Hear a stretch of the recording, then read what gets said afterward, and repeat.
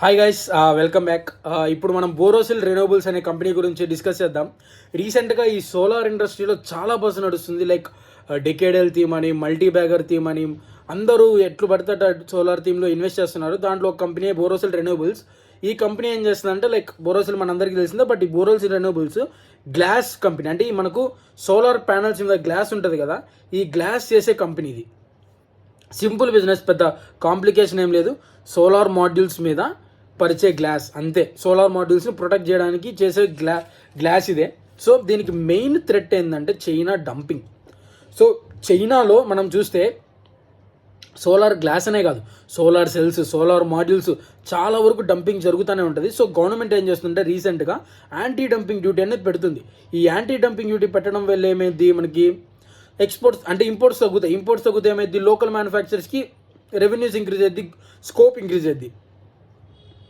దానికి తోడు గవర్నమెంట్ ఏం పెట్టిందంటే, ఏదైనా గవర్నమెంట్ కింద మీరు సోలార్ ప్యానల్స్ ఎస్టాబ్లిష్ చేస్తే ఆ ప్యానల్స్లో ఇంత పర్సంటేజ్ వరకు ఇండియాలో మ్యానుఫ్యాక్చర్ అయ్యి ఉండాలి.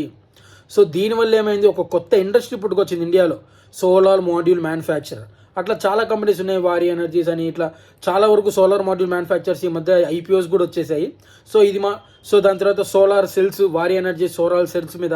సో ఇట్లా సోలార్ వాల్యూ చైన్లో మల్టిపుల్ ఇండస్ట్రీస్ ఇండియాలో వచ్చాయి. ఎందుకు? గవర్నమెంట్ సపోర్ట్ వల్ల. గవర్నమెంట్ ఏం చేస్తుంది, యాంటీ డంపింగ్ డ్యూటీ ఒకటి పెడుతుంది. సెకండ్ ఏంటంటే సమ్ పర్సంటేజ్ ఆఫ్ సోలార్ మాడ్యూల్స్లో ఇండిజినియస్ అంటే ఇండియాలో ప్రొడ్యూస్ చేసినవి, మ్యానుఫ్యాక్చర్ చేసినవే ఉండాలి, అప్పుడే మనం వాడుకోవాలి. సో దీనివల్ల ఏమైందంటే సోలార్ ఇండస్ట్రీకి ఒక కొత్త బూస్ట్ వచ్చింది. హోల్ వాల్యూ చైన్ దీనివల్ల ఇంప్రూవ్ అయిపోతుంది. బట్ మనం చూడాలి అంటే ఎంతవరకు, ఎందుకంటే మనది ఇప్పుడిప్పుడే స్టార్టింగ్ అవుతుంది సోలార్ మ్యానుఫ్యాక్చర్ అనేది. బట్ మన దగ్గర ఏమో చాలా డిమాండ్ ఉంది. డిమాండ్ మీట్ అవ్వాలంటే ఇంపోర్ట్స్ చేసుకోవాలి. సో గవర్నమెంట్ కూడా ఆచితూచి యాంటీ డంపింగ్ చేసింది. ఎందుకంటే ఎక్సెసివ్గా చేస్తే మన దగ్గర సోలార్ మ్యానుఫ్యాక్చర్, మన గైడెన్స్ మనం అచీవ్ కాలేము. మనమే ఎక్స్టెన్సివ్గా వీళ్ళు సోలార్ మాడ్యూల్స్ పెట్టి, ఈపీసీ పెట్టి రెన్యూబుల్ ఎనర్జీ ప్రొడ్యూస్ చేయాలనుకుంటున్నాం. బట్ ఎక్కువ యాంటీ డంపింగ్ డ్యూటీస్ పెడితే మళ్ళీ మనకు ఇంపోర్ట్స్ అనేది రావు. ఇంపోర్ట్స్ రాకపోతే మన గైడెన్స్ అనేది మనం మిస్ అయిపోతాం. సో దీనికోసం వీళ్ళు చూస్తున్నారు. సో ఇది మెయిన్ సోలార్ వాల్యూ చైన్ మొత్తం. దాంట్లో వాల్యూ చైన్లో సోలార్ మాడ్యూల్స్ మీద గ్లాస్ పెట్టే కంపెనీ బోరోసిల్ రెన్యూవబుల్స్. సో ఇది మెయిన్ వీళ్ళకు అంటే ఇండియాలో ఉంది, అవుట్ సైడ్ ఇండియా కూడా ఉంది, ఎక్స్పోర్ట్ మార్కెట్ కూడా ఉంది. Export market main USA, Europe. So ఇది main. So like I said, వీళ్ళకు బిగ్గెస్ట్ థ్రెట్ ఏంటంటే చైనీస్ అండ్ డంపింగ్. చైనీస్ బీభత్సంగా డంపింగ్ చేసేస్తారు. ఇది వీళ్ళకి మెయిన్ థ్రెట్. సో క్యూటూలో చూసుకుంటే మనకేమైంది, రెవెన్యూ పడిపోయింది, బట్ కొంచెం ఆపరేషనల్ ఎఫిషియన్సీ పెరిగింది. అండ్ సో క్యూటూలో మీకు ప్రాఫిట్ అంటే రెవెన్యూ బాగున్నా, రెవెన్యూ స్లైట్గా డిప్ అయినా మనకు ప్రాఫిట్లు ఎందుకు ఎక్కువ వచ్చిందంటే ఆపరేషనల్ ఎఫిషియన్సీ పెరిగింది. ప్లస్ మనకు రీసెంట్గా చూసుకుంటే ఈ ఫ్రైట్ కాస్ట్ అనేది పెరిగింది.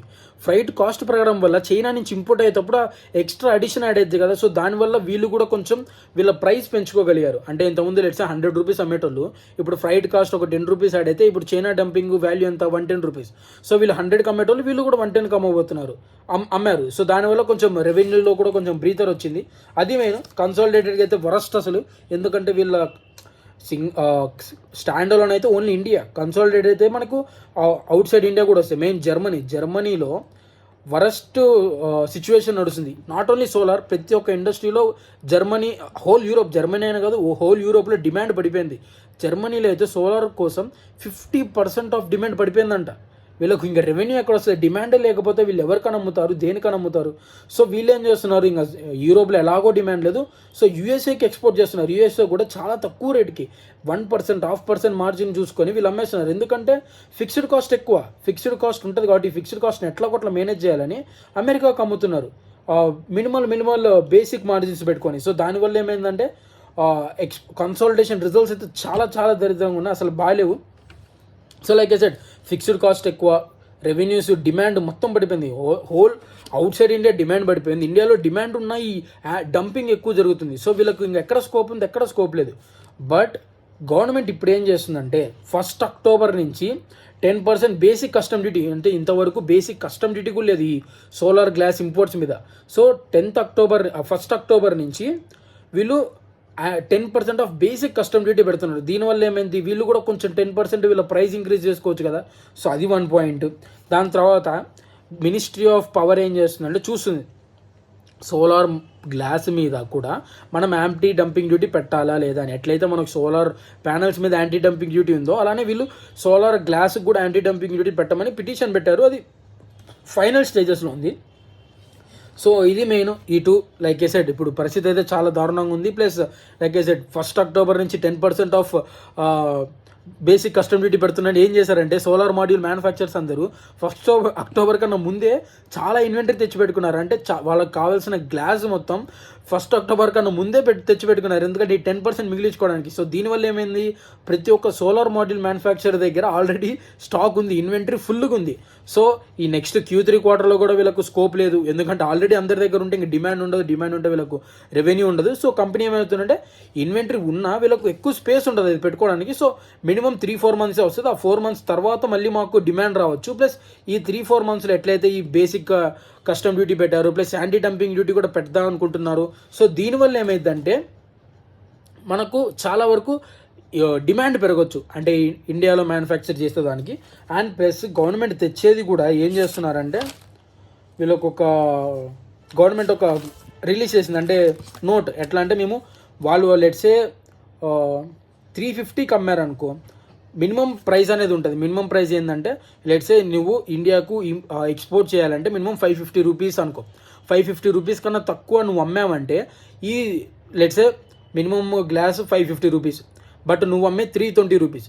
ఎవరైతే ఇంపోర్ట్ చేసుకుంటారో ఈ ఎక్స్ట్రా డిఫరెన్స్ అనేది ఉంటుంది కదా, ఈ ఎక్స్ట్రా డిఫరెన్స్ అనేది ఇంపోర్ట్ వాళ్ళు పెట్టుకోవాలి, లేదా ఎక్స్పోర్ట్ వాళ్ళు పెట్టుకోవాలి, లేకపోతే ఇంపోర్ట్ వాళ్ళని పెట్టుకోవాలి. సో దీనివల్ల ఏమైందంటే మనకు మినిమం అమౌంట్, అంటే లెట్సే ఇప్పుడు మనం మినిమం అమౌంట్ పెట్టకపోతే let's say 50% of anti dumping duty, 70% of anti dumping duty పెడితే చైనా వాళ్ళు ఏం చేస్తారు, ఇంకా తక్కువ ప్రైస్కి అమ్ముతారు.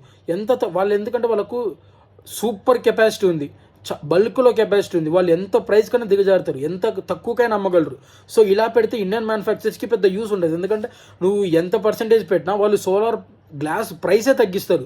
సో దీనివల్ల పెద్ద ఉపయోగం ఉండదని ఇట్లా బేసిక్ ప్రైస్ పెట్టారంటే 550 రూపీస్. ఇంతకన్నా తక్కువ అమ్మితే ఏదర్ ఇంపోర్ట్ చేసుకునే వాళ్ళన్నా ఏదర్ ఎక్స్పోర్ట్ చేసే వాళ్ళన్నా ఆ ప్రైస్ పెట్టుకోవాలి. సో దీనివల్ల ఏమైంది, బోరోసిల్ వాళ్ళకి ఈ 550 రూపీస్ అంటే ఏదైతే మినిమం ప్రైస్ ఉంటుందో ఇది ఉంటుంది, ప్లస్ మనం ఇంపోర్ట్ చేసుకుంటే ఫ్రైట్ కాస్ట్ ఉంటుంది, దాని తర్వాత కస్టమ్ ఛార్జెస్ ఉంటాయి, ఇవన్నీ ఉంటాయి. కాబట్టి వీళ్ళు ఆ 550 కాస్ట్ 600 కూడా అమ్ముకోవచ్చు. దీనివల్ల ఏమైంది, వీళ్ళకి ఒక స్టేబుల్ ప్రైస్ అనేది ఉంటుంది, గైడెడ్ ప్రైస్ అనేది ఉంటుంది, ఒక గవర్నమెంట్ అనేది వ్యూ చేస్తూ ఉంటుంది దీని ప్రైస్ ఎంత ఉంది.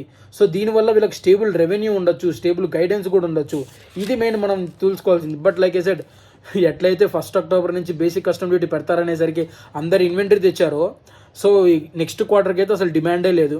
ప్లస్ యూరోప్లో అయితే అసలుకే డిమాండ్ లేదు, అది ఎప్పుడు రివైవ్ అవుతుందో కూడా తెలియదు.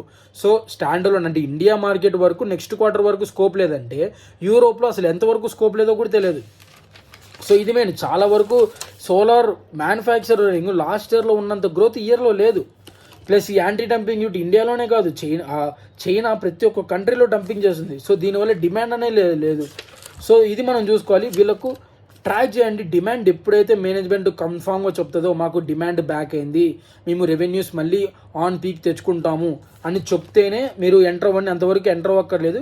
ప్లస్ వీళ్ళు QAP కూడా రైస్ చేద్దాం అనుకుంటున్నారు, ఎందుకంటే క్యాపెక్స్ కూడా చేయాలి కదా. ఫ్యూచర్లో డిమాండ్ వస్తుంది అనుకుంటే దానికి క్యాపెక్స్ కూడా చేయాలి కదా, 1500 crores ఆఫ్ క్యాపెక్స్ చేద్దాం అనుకుంటున్నారు. సో దానికోసం QAP కూడా రైస్ చేస్తున్నారు. సో QAP ఎంతవరకు సబ్స్క్రైబ్ అయ్యింది, ఎందుకంటే QAP చేసే వాళ్ళకి రిస్క్ అన్నీ తెలుసు, రిస్క్ తెలిసి కూడా ఫుల్ సబ్స్క్రైబ్ అయితే మనకు ఒక పాజిటివ్ మూమెంటం అది. సో బుల్లిష్గా ఉన్నారు వీళ్ళని. ప్లస్ యాంటీ డంపింగ్ డ్యూటీ ఎప్పుడు ఆ న్యూస్ వస్తుందో చూడండి, ఆ న్యూస్ డిలే అయ్యే కొద్దీ వీళ్ళకి ఆర్డర్స్ కూడా డిలే అవుతాయి. 10% అది పెద్ద విషయం కాదు, వాళ్ళు సైజ్ తగ్గించి వాళ్ళు ప్రైస్ తగ్గించి ఆ 10%ని అసలు నెగ్లిజిబుల్ చేసేస్తారు. సో మనం యాంటీ డంపింగ్ డ్యూటీ వచ్చేదాకా వెయిట్ చేయాలి, QAP ఎలా సబ్స్క్రైబ్ అవుతుందని చూడాలి. Q3 ఎట్లా లేదు కాబట్టి Q4లో గ్రోత్ ఎలా ఉందని చూసుకోవాలి, ట్రాక్ చేయండి. స్కోప్ అయితే చాలా ఉంది సోలార్ ఇండస్ట్రీకి. ప్లస్ సోలార్ మాడ్యూల్ మ్యానుఫ్యాక్చర్ ఇండియాలో పికప్ పేస్ చాలా బాగుంది. ప్రతి ఒక్క కంపెనీ సోలార్ మాడ్యూల్ మ్యానుఫ్యాక్చర్లోకి ఎంటర్ అవుతుంది. వాళ్ళకి గ్లాస్ కావాలి, ఆ గ్లాస్ బోరోసిల్ ఒక్కటే మోనోపోలీ ఇండియాలో అయితే. సో ఇది మెయిన్. బట్ ట్రాక్ చేయాల్సింది ఏంటంటే యాంటీ డంపింగ్ డ్యూటీ వస్తుందా లేదా, వీళ్ళకి రెవెన్యూ ఇంక్రీజ్ అవుతుందా లేదా, QAP సబ్స్క్రైబ్ అయిందా లేదా, ఎందుకంటే డిమాండ్ లేనిది రెవెన్యూ రాదు. సో డిమాండ్ వచ్చిందా లేదా, మేనేజ్మెంట్ గైడెన్స్, మేనేజ్మెంట్ కాల్ వినండి, చూడండి అసలు మేనేజ్మెంట్ ఏం చెప్తుందో. ఎవరో ఏదో చెప్పారు ఇండియాలో మోనోపోలీ సోలార్ ఇండస్ట్రీ బూమ్ అది ఇదని కాదు, మేనేజ్మెంట్ ఏం చెప్తుంది, ఎవడో చెప్పింది విన్నాం కాదు, అసలు మేనేజ్మెంట్ నిజంగా ఏం చెప్తుంది. సో రీసెంట్గా చూస్తుంటే లాస్ట్ 10 days ప్రతి ఒక్క న్యూస్లో బోరోసిల్ రెన్యూవబుల్స్ మోనోపోలీ దీనికి అసలు స్టాపింగే లేదంటారు. బట్ మేనేజ్మెంట్ మాత్రం మాకు అసలు స్కోపే లేదు Q3లో, Q4లో ఏమైనా ఉంటుందేమో చూడాలి అంతే అని చెప్తుంది. సో బేసికల్గా ఎప్పుడైనా నువ్వు ఇన్వెస్ట్ చేసే కంపెనీ యొక్క మేనేజ్మెంట్ ఏం చెప్తుందని వేరే వాళ్ళు చెప్పినంత కాదు, ఈ రీసెర్చ్ రిపోర్ట్లు ఏమి మనకు పనికిరావు. మేనేజ్మెంట్ ఏం చెప్తుంది, మేనేజ్మెంట్ బుల్లిష్గా ఉందా లేదా, గైడెన్స్ ఏమిస్తుంది, వాళ్ళకు డిమాండ్ కనపడుతుందా లేదా, ఇవన్నీ ఉంటేనే కదా. సో ఇది మనం చూసుకోవాల్సింది ఇదే. ఈ కస్టమ్ డ్యూటీస్ మీద, యాంటీ డంపింగ్ డ్యూటీ మీద ఏం జరుగుద్ది ఇవన్నీ. సో డిమాండ్ అయితే లేదు, డిమాండ్ అయితే వీళ్ళు తెచ్చుకోవాలి, ప్లస్ QAB సబ్స్క్రిప్షన్ కూడా చూసుకోవాలి మీరు. ఇవన్నీ జరిగితేనే అప్పుడు ఏమన్నా దీంట్లో ఎంటర్ అవ్వాలో లేదో చూసుకొని, ప్రస్తుతానికి అయితే డిమాండ్ లేదు, వీళ్ళెవరో చెప్పారని మాత్రం ఎంటర్ అవ్వకండి. కాల్ చదవండి. ప్రతి క్వార్టర్ తర్వాత కాన్ఫరెన్స్ కాల్ పెట్టి మేనేజ్మెంట్ వాళ్ళ ఫ్యూచర్ గైడెన్స్ ఇస్తుంది, వాళ్ళ ఇండస్ట్రీ గురించి చెప్తుంది. ఇది అని దాని తర్వాత ఇన్వెస్ట్ చేయండి, అంతేగాని ఈ రీసెర్చ్ రిపోర్ట్లు వెళ్ళండి డబ్బుల కోసం ఏదైనా రీసెర్చ్ రాసేస్తారు. సో మేనేజ్మెంట్ ఏం చెప్తుంది, మేనేజ్మెంట్ బుల్లిష్గా ఉందా లేదా, ఇది మనకి ఇంపార్టెంట్. అది ఉన్నప్పుడే మనం ఎంటర్ అవ్వాలి, అది లేనప్పుడు మనం ఎగ్జిట్ అవ్వాలి. సో ట్రాక్ చేయండి Q3లో కాల్లో మేనేజ్మెంట్ ఏం చెబుతుందో దాన్ని బట్టి నెక్స్ట్ కాల్ తీసుకొని. ప్రస్తుతానికి అయితే డిమాండ్ లేదు, Q3లో అసలుకి డిమాండ్ లేదు. Q4లో ఏమైనా ఉంటుందేమో, Q3 మేనేజ్మెంట్ కాల్ వింటే మనకు తెలుస్తుంది. That's it.